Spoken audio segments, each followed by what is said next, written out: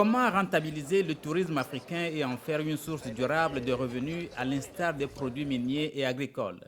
Tel est l'objet de la conférence Atlas Afrique des professionnels du tourisme qui viennent de se réunir à Kigali au Rwanda autour du thème Le tourisme africain et la mondialisation. L'une des préoccupations des acteurs est de prouver que l'Afrique, au-delà des conflits, est bel et bien une destination touristique. On sait l'image de l'Afrique, c'est pas bien connu pour être positive, c'est bien connu pour l'image négative. Et c'est à partir de cette conférence qu'on a amélioré l'image du tourisme en Afrique. Le tourisme africain s'améliore si on considère les statistiques de l'Organisation mondiale du tourisme. Le continent enregistre de plus en plus des touristes et forcément plus de revenus.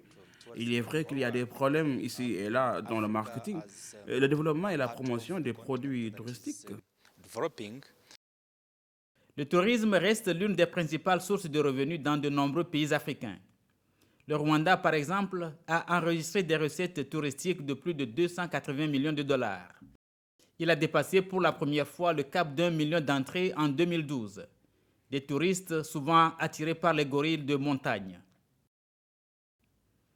Les participants à la rencontre de Kigali ont recommandé, entre autres, le développement des infrastructures dans toute leur diversité. Celles-ci vont ensuite positionner le continent en termes de compétitivité par rapport à d'autres destinations touristiques du monde.